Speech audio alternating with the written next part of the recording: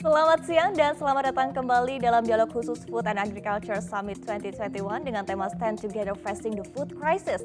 Saya Syarifah Rahma akan menjadi host sekaligus moderator kita dalam dialog khusus pada siang hari ini. Food and Agriculture Summit 2021 merupakan rangkaian diskusi panel yang dikemas dengan konsep talk show bersama dengan para regulator, pengamat, dan pelaku usaha yang membahas mengenai perkembangan dan juga pertumbuhan sektor pangan dari sisi regulasi dan industri dan serta bagaimana proyeksinya ke depan dalam menghadapi krisis ketahanan pangan. Dialog khusus Food and Agriculture Summit 2021 ini terselenggara atas kerjasama Himpunan Alumni IPB bersama dengan CNBC Indonesia, dan acara ini juga didukung penuh oleh PT Bank Rakyat Indonesia Persero Tbk, Perum Bulog, PT Pupuk Indonesia, PT Widodo Makmur Perkasa, PT Pegadaian Persero, PT Raja Wali Nusantara Indonesia atau RNI, PT Perhutani, PT Sampurna Agro, dan PT Pupuk Sriwijaya Palembang. Nah, memasuki hari ketiga Food and Agriculture Summit 2021, topik diskusi kita pun semakin menarik dan tentunya semakin seru dan beragam ya. Namun beberapa isu utama yang akan kita kupas lagi lebih mendalam diantaranya terkait distribusi dan juga subsidi pupuk, kemudian juga pangan pendukung gizi dalam upaya untuk pencegahan stunting. Dalam konteks ini ialah unggas dan juga hortikultura, dan tentunya seperti apa skema kolaborasi dari berbagai pihak untuk membentuk ketahanan pangan yang lebih baik lagi. Dan hari ini kita akan lebih fokus ke sektor hilir sesuai dengan temanya adalah perdagangan dan juga investasi, dan kita akan mengupas topik-topik ini lebih dalam lagi bersama para narasumber yang sudah bergabung bersama kita di sini. Kita sapa terlebih dahulu ada Bapak Oke Nurwan, Dirjen Perdagangan Dalam Negeri Kementerian Perdagangan yang hadir menggantikan Bapak Menteri Perdagangan Muhammad Lutfi yang berhalangan hadir. Kami sapa Pak Oke, apa kabar? Kabar baik, selamat pagi pemirsa. Selamat pagi, sehat-sehat selalu ya Pak Oke ya. Dan berikutnya saya juga akan sapa Bapak Arief Prasetyo Adi. Ini merupakan Direktur Utama dari Raja Wali Nusantara Indonesia atau RNI. Apa kabar Pak Arief, sehat Pak? Alhamdulillah sehat, selamat pagi. Assalamualaikum warahmatullahi wabarakatuh. Waalaikumsalam warahmatullahi wabarakatuh. Dan berikutnya juga ada Bapak Adi Lukman sebagai Ketua Umum dari GAPMI atau Gabungan Asosiasi Pengusaha Makanan dan juga Minuman Indonesia. Apa kabar Pak? Selamat pagi, salam sehat Mbak Syarifah, pemirsa semuanya, salam sehat. Siap, terima kasih Pak. Salam sehat untuk kita semua, dan tentunya selalu yang jadi paling cantik di sini ada Ibu Afiliani sebagai ekonom senior Indef. Apa kabar Ibu? Baik Mbak Syarifah, terima kasih, salam sehat. Salam sehat untuk kita semua ya. Jadi langsung saja kita akan mulai diskusi kita pada hari ini, dan saya akan langsung saja ini sesuai dengan isu utama kita dalam beberapa hari terakhir ini adalah terkait dengan subsidi pupuk dan juga distribusinya. Pas sekali ya, karena saat ini sudah ada dari Kemendak, perwakilan dari Kemendak ada Bapak Dirjen Perdagangan Dalam Negeri ini terkait dengan subsidi pupuk dan distribusinya. Apalagi kita ketahui nih ya Pak Oke bahwa sebetulnya pupuk ini masuk ke dalam barang kebutuhan pokok dan juga barang penting atau bapokting. Nah, kalau dari Kementerian Perdagangan sendiri ini sebetulnya seperti apa sih Pak pengawasannya? Jadi intinya saat ini, ini pupuk ya, bukan saya berbeda ini nih. Tolong ambil. Ya, jadi penyalurannya saat ini berdasarkan Permendag 15. Ini di depan saya datanya bukan tentang pupuk nih, karena beda ini. Jadi saya harus ngambil data dulu. Jadi berdasarkan Permendag 15 saat ini ada pola, itu peran Kementerian Perdagangan ya, peran Kementerian Perdagangan ada berbagai landasan hukumnya, mulai PP 77, Perpres 77 yang telah dirubah dengan Perpres 59, ya ujung-ujungnya ke Permendag 15 bahwa pupuk itu dikategorikan sebagai barang penting.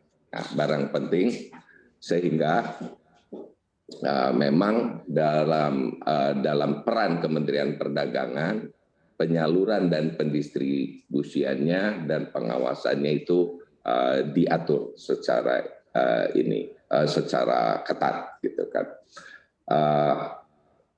Saat ini kendalanya adalah akurasi data di mana ini menjadi hal yang penting karena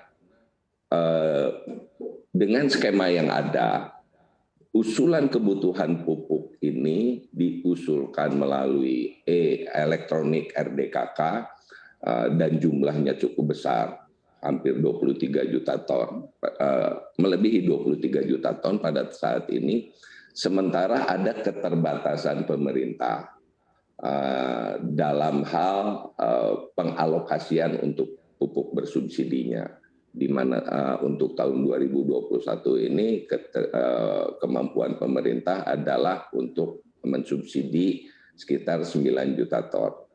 Nah, permasalahannya ini menjadi harus fokus kemana gitu, siapa, dan pada saat ini lebih banyak terarah pupuk bersubsidi ini untuk tanaman padi gitu kan, tanaman padi, sehingga ada beberapa sektor lain yang kekurangan.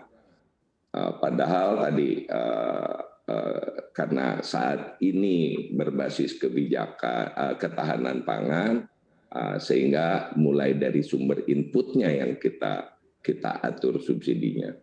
Nah, keterbatasan tadi pun sehingga keakuratan data pun menjadi beberapa isu utama, sehingga ini perlu kita fokuskan dengan kebutuhan yang besar, datanya harus akurat, keterbatasan pemerintah, dan ketepatan sasaran. Itu yang menjadi isu utama yang sekarang dibahas tentunya, masalah pupuk bersubsidi. Selain itu, ya. Oke, Pak Oke, sebetulnya yang kerap menjadi perhatian ini kan kalau untuk Bapoktin sendiri ini adalah cenderung ke beras begitu ya, utamanya adalah perhatian masyarakat ini juga biasanya cenderung ke beras begitu. Tapi kalau misalnya kita berbicara untuk cakupannya lebih besar lagi begitu ya, sebetulnya seperti apa sih pengawasan dari Kemendak begitu ya untuk produk-produk non beras seperti tadi ya pupuk diantaranya, kemudian juga seperti unggas dan juga hortikultura, karena memang sesuai dengan topik kita hari ini juga fokus kepada pangan non beras begitu. Jadi pengawasannya yang kita lakukan itu dari berbagai lini. Yang pertama, kalau kita memonitor kebutuhan untuk pengadaan, yang pasti kita harus pastikan itu ketersediaannya dulu. Dan pola pengawasannya atau monitoringnya atau evaluasinya untuk atau untuk bahan pokok, terutama untuk ketahanan pangan ini, saat ini yang kita lakukan adalah pastikan ketersediaan stoknya dan harga yang terjangkau sesuai dengan daya beli masyarakat. Nah, pola perdagangannya itu menggunakan mekanisme pasar. Nah, mekanisme pasar itu diawasi pergerakan harganya itu dengan menggunakan harga acuan. Harga acuan itu adanya di Permendag 07. Jadi harga acuan ini akan menjadi acuan bagi pemerintah, akan mengintervensi pasar manakala terjadi gangguan terhadap ketersediaan stok dan gangguan terhadap harga melebihi kondisi tertentu yang ditetapkan di harga acuan. Sehingga tadi pemerintah bisa melakukan intervensi berbagai cara intervensinya, melakukan operasi pasar, berbagai macam, sampai ujung-ujungnya manakala stoknya yang tidak ada, ya kita lakukan importasi. Sehingga itu yang kita lakukan, dan pendistribusiannya kita monitor, jangan sampai ada yang menimbun dan sebagainya. Itu yang kita lakukan, ada acuan dan harga acuan dalam rangka mengendalikan ketersediaan stok dan harga yang terjadi di pasar. Oke, terima kasih Pak Oke, dan berikutnya saya akan beralih ke Pak Arief begitu ya.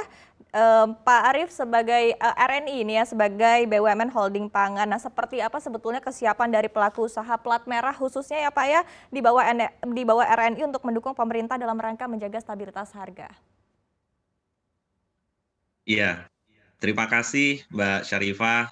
Izinkan saya menyampaikan bahwa hari ini kita semua sedang berproses untuk membentuk BUMN holding ya, industri pangan, di mana di sana ada 8 BUMN yang akan terlibat dan kita semua sedang siapkan secara bersama-sama dengan kementerian-kementerian terkait, lembaga-lembaga, sehingga target kita bulan September ini akan terbentuk. Saya sebenarnya siapkan ada sedikit pictures gitu ya. Di situ kita gabungkan BUMN-BUMN yang sejenis. Jadi nanti ada Sangyangsi dan Pertani di pertanian, kemudian Perindo dan Perindustri Perikanan, berikutnya ada PPI dan BGR, itu nanti ada di logistik dan perdagangan, Berdikari di peternakan unggas, kemudian yang satu lagi PT Garam. Nah, diharapkan dari pembentukan holding pangan ini ke depan, kita akan mulai dari yang tadi disampaikan Pak Oke, availability-nya, ya, ketersediaan, kemudian berikutnya mutu, kualitas kita akan jaga, affordability, keterjangkauan itu juga berikutnya, dan ini harus sustain gitu ya, harus sustain sehingga nanti akan dicapai inclusivity atau keberpihakan untuk peningkatan kesejahteraan petani, peternak, nelayan, ya, sahabat-sahabat kita di hulu. Nah, kalau itu semua sudah tercapai, artinya kita akan meningkatkan market share.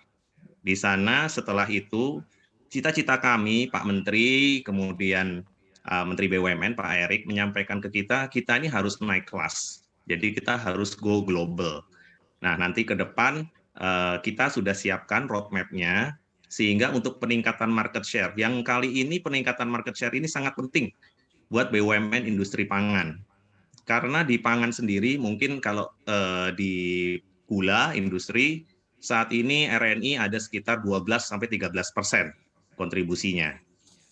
Kalau dengan PTPN mungkin sekitar 45%.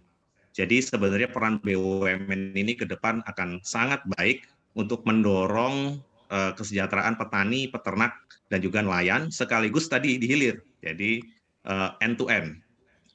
Kemudian peran holding BUMN pangan ini nanti akan end-to-end, mulai dari input, ya, artinya pada saat on-farm, kemudian logistik inbound, production, ya, berikutnya nanti diikuti oleh off-take, kemudian processing, berikutnya lagi ada storage, distribution, trading, sampai ke omni, retail. Jadi dua-dua kita pakai, baik online yang hari ini semua kegiatan online, ditambah dengan yang offline seperti retail-retail. Jadi ini akan menjadi satu kesatuan end-to-end, Mbak Sarifah, gitu.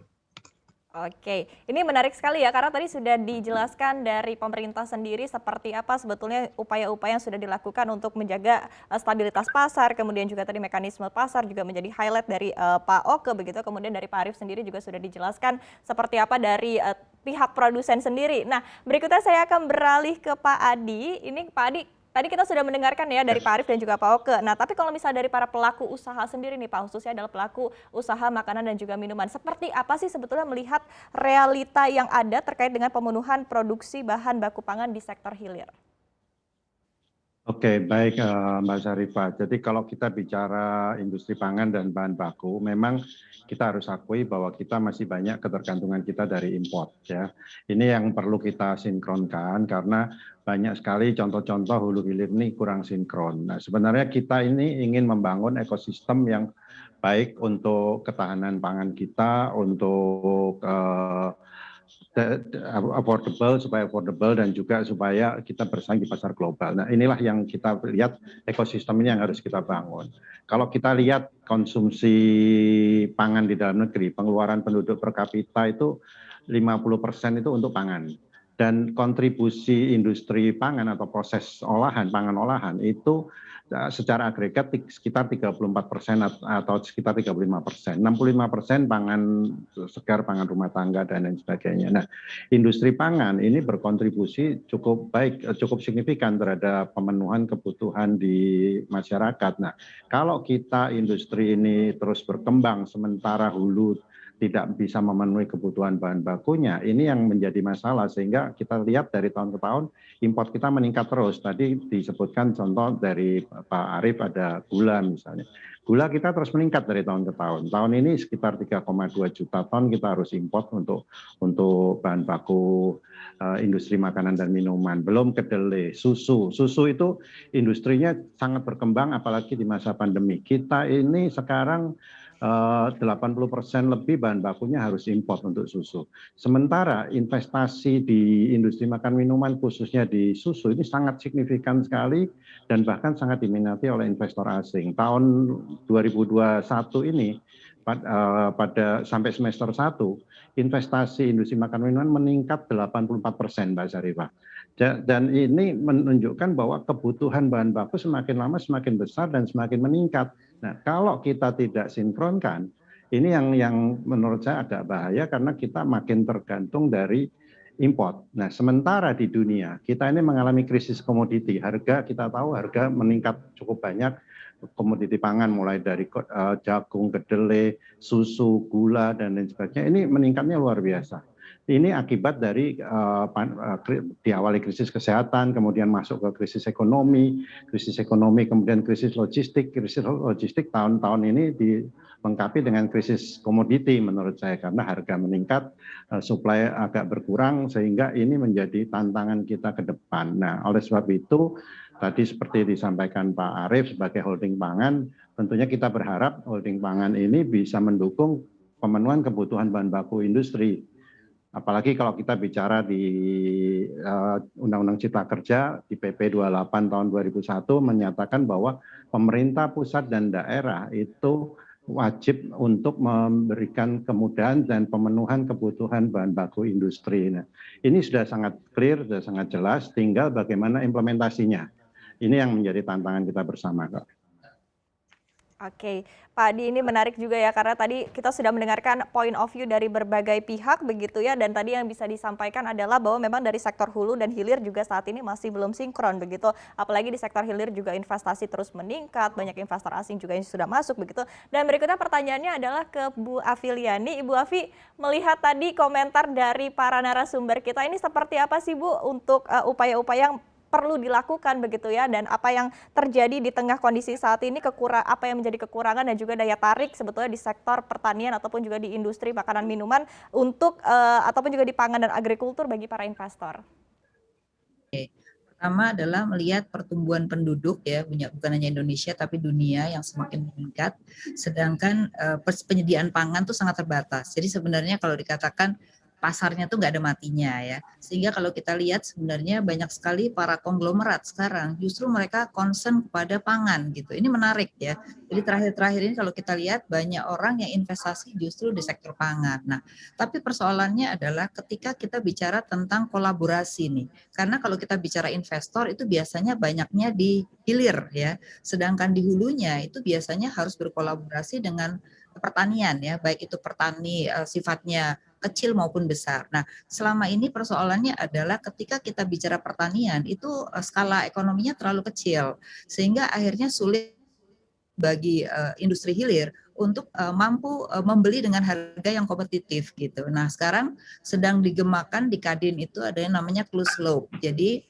bagaimana ada kolaborasi antara pengusaha di sektor hilir dengan para petani ini gitu, tetapi harus mencapai skala ekonomi. Nah, ini bisa terjadi menurut saya kalau ada insentif gitu. Nah, selama ini tidak ada insentif dari sisi hilirnya maupun dari sisi hulunya. Jadi tidak terjadi kolaborasi itu ya. Nah, jadi ada dua yang keuntungannya kalau bisa kolaborasi dan ada insentif. Begitu ada insentif bagi si hilir yaitu pengusaha dan di hulunya si petani itu juga dapat insentif, otomatis pembiayaan itu akan datang dan investor akan tertarik untuk hal tersebut. Karena tidak mungkin pengusaha itu harus memiliki sendiri perkebunan. Yang mereka bisa lakukan yaitu banyak berkolaborasi gitu ya. Nah, kenapa belum terjadi? Karena satu tidak ada insentif ya. Nah, yang kedua adalah memang belum diarahkan kepada apa sektornya. Jadi menurut saya juga perlu ditetapkan beberapa sektor. Karena kalau kita mau semua, akhirnya nggak terjadi ya. Jadi misalnya sektor apa yang dikaitkan dengan ekspor, sektor apa yang dikaitkan dengan tadi makanan minuman misalnya. Jadi kalau lebih terfokus, pemerintah juga kasih insentifnya itu lebih fokus, tidak semuanya pangan gitu, tapi mana yang memang diperlukan ya. Nah yang ketiga yang jangan lupa juga adalah pemerintah daerah nih keterlibatannya, karena saya lihat pemerintah daerah ini ya sangat penting di dalam keterlibatannya untuk nanti mengkolaborasikan antara perusahaan dengan sektor pertanian itu sendiri. Itu sih kalau yang saya lihat yang selama ini belum. Jadi mungkin closed loop yang sedang dikembangkan oleh Kadin ya atau teman-teman pertanian ini perlu diimplementasikan ya. Jadi saya kasih contoh misalnya KUR lah. KUR ini subsidi bunga tapi diberikan untuk semua sektor. Harusnya yang subsidinya paling gede ya sektor pertanian karena margin dari pertanian itu paling kecil gitu. Jadi nanti otomatis itu akan lari ke sana. Sekarang ini KUR jujur aja 80% di perdagangan harusnya tidak sesuai dengan penempatannya gitu. Itu Mbak Sarifah. Oke, terima kasih Bu Afiliani. Dan nanti mungkin kita akan tanya langsung ya ke Pak Oke seperti apa ini tanggapannya. Tadi Bu Afi bilang bahwa memang yang diperlukan adalah insentif, kemudian juga mungkin KUR juga bisa divariasikan begitu ya. Oke, dan kita akan kembali, jangan kemana-mana karena dialog khusus Food and Agriculture Summit 2021 akan kembali usai jeda berikut ini. Tetaplah bersama kami.